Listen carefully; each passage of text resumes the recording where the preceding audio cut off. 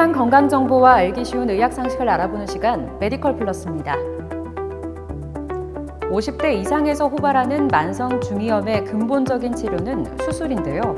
문제는 귀의 특성상 미세하고 정교한 수술이 요구된다는 겁니다. 예전에는 주로 현미경을 이용했던 터라 귀 뒤쪽 피부를 절개해 수술에 필요한 공간을 만들었는데요. 오늘 첫 번째 주제는 기존 현미경 수술과 달리 최소 침습으로 정교한 수술이 가능한 내시경 귀 수술입니다. 추운 겨울이면 뇌졸중에 대한 관심이 높아지는데요. 뇌졸중을 흔히 중풍이라고 부르는데 눈에도 중풍이 발생할 수 있습니다. 바로 망막혈관 폐쇄인데요. 오늘 두 번째 주제는 눈 속 혈관이 막히거나 터져 시력 저하나 실명까지 유발하는 안과의 응급질환인 망막혈관 폐쇄입니다. 귀는 5가지 감각 중에 하나인 청각을 담당하고 있는데요. 귀는 소리를 듣는 기능 외에도 인체 평형 감각도 담당하고 있습니다. 귀는 크게 외이, 중이, 내이 세 부분으로 나눌 수 있는데 이 중 어디에 염증이 생기느냐에 따라서 외이염, 중이염, 내이염이라고 지칭하게 됩니다. 네, 귀는 소리를 듣거나 균형을 유지하는 데 필요한 평형 감각을 담당하는 중요한 기관인데요. 해부학적으로 외이, 중이, 내이로 나눌 수 있습니다. 귓바퀴부터 고막까지를 외이라고 부르고 소리를 듣는 청각기관인 달팽이관과 평형 감각을 담당하는 정전기관이 뼈로 둘러싸여 있는 곳을 내이라고 합니다. 그리고 고막을 포함하여 외이와 내이 사이를 중이라고 합니다. 50대 주부 A씨는 몇 년 전부터 귀에서 종종 진물이 나왔는데요. 하지만 증상이 나빠졌다 좋아졌다 해 대수롭지 않게 여겼습니다. 최근 진물과 함께 소리가 잘 들리지 않는 것 같아 걱정되기 시작했는데요. 결국 병원에 찾은 A씨의 병명은 다름 아닌 만성 중이염이었고 최근 주목받고 있는 내시경 귀 수술을 통해 치료를 받을 수 있었습니다. 내시경 귀 수술은 중이염이나 전도성 난청을 치료하는 수술적 방법 중 하나인데요. 내시경을 외이도에 삽입해서 병변을 제거하고 청력을 개선시키는 기술로 국내에도 도입이 되어 2017년에 신의료 기술로 지정되었습니다. 과거에는 귀가 육안으로 확인하기에는 작은 기관이므로 현미경으로 질환 부위를 보고 수술하는 것이 일반적이었습니다. 현미경을 이용한 수술은 귀 안을 보기 위해서는 수술 부위 바깥 공간을 인위적으로 넓혀야 하는 단점이 있었는데요. 하지만 최근에는 내시경을 이용한 최소 침습 수술이 확대되고 있습니다. 귀 안의 구조는 작기 때문에 작은 물질을 확대해서 볼 수 있는 현미경을 사용해서 수술을 시행하는데요. 이렇게 현미경을 귓구멍을 통해 관찰하게 되면 귓구멍이 좁기 때문에 중이병변을 확인하기가 어려워서 추가적으로 피부를 길게 절개해서 귓구멍을 넓히는 수술을 하거나 귀 뒤쪽 피부를 절개해서 귓바퀴를 앞으로 제친 후 수술 시야를 확보하게 됩니다. 이에 반해 내시경 귀 수술의 경우 귓구멍 안으로 내시경을 삽입을 하여 절개선을 최소화하면서 귀 안으로 수술할 수 있기 때문에 통증이 적고 상처 부위가 보이지 않는 장점이 있습니다. 최근 한국보건의료연구원에서 내시경 귀 수술에 대해 안전성과 유효성이 인정된다며 신의료기술로 지정했습니다. 만성 중이염, 선천성 진주종, 전음성 난청 질환 환자에게 내시경으로 수술을 시행하면 기존의 현미경 수술보다 절개가 적어 치료 결과를 향상시킨다는 겁니다. 만성 중이염으로 인해 고막 천공이 생긴 경우 고막을 재건하기 위해 시행하거나 소리를 듣는 청신경은 살아있지만 소리가 신경까지 전달되지 않는 전음성 난청에서도 청력 개선을 위해 시행할 수 있습니다. 또한 선천성 진주종의 경우 중인의 진주종 제거를 위해 시행할 수 있습니다.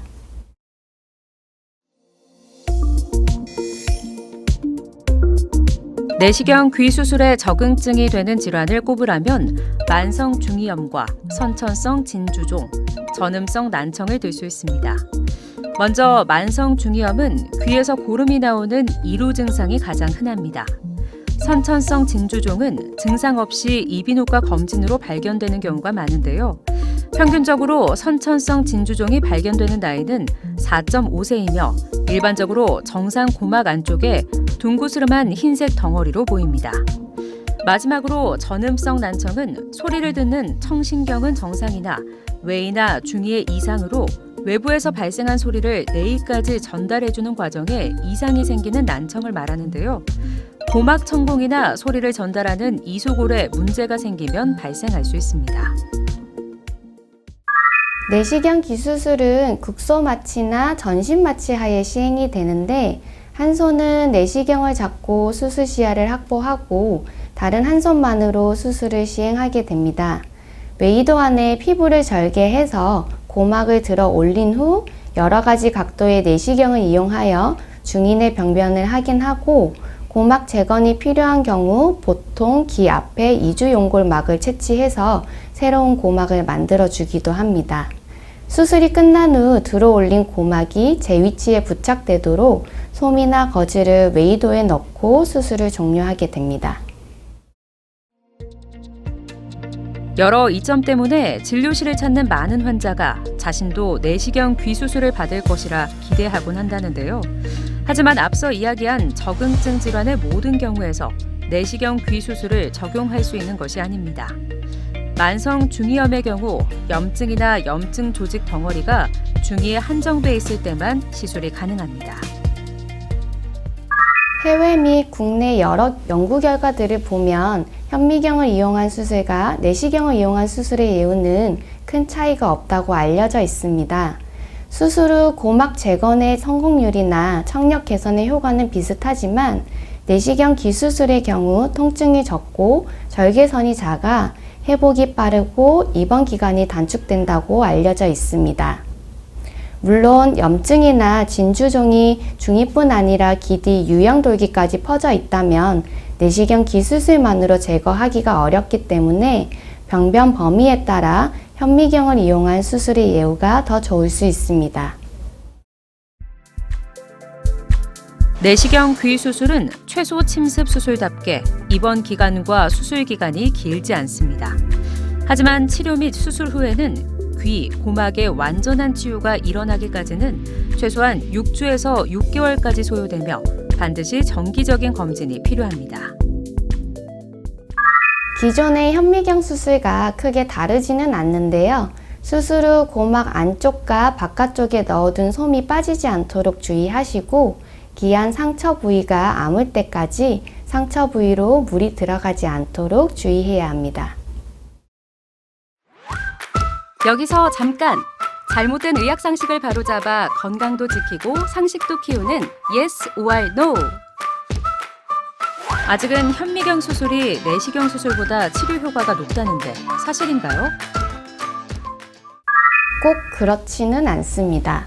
내시경 기수술의 장점이 있지만 병변 범위에 따라서는 기존의 현미경 수술을 완전히 대체하지는 못하는데요.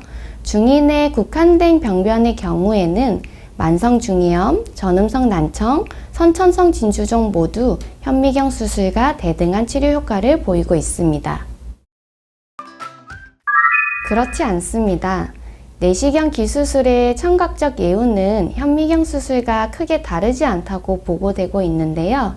내시경 기수술을 통해 고막을 재건하거나 소리를 전달하는 이소골을 이어주면 오히려 청력이 호전될 수 있습니다.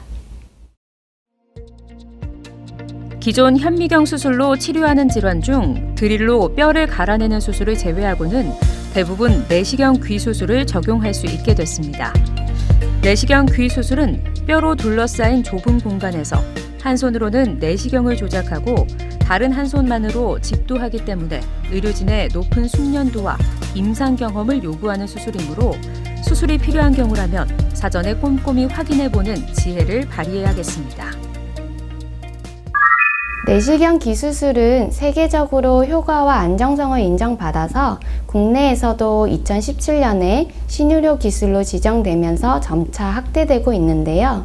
한 손으로는 내시경을 잡아야 해서 다른 한 손으로만 수술을 해야 하는 어려움이 있지만 귀 안으로 절개선을 최소화하여 수술을 시행할 수 있는 장점이 있습니다. 하지만 병변 범위에 따라 기존의 현미경 수술을 완전히 대체하기는 어렵기 때문에 수술 전 검사를 통해 병변의 범위를 확인하시고 전문가와 상의 후 수술을 결정하는 게 좋을 것 같습니다.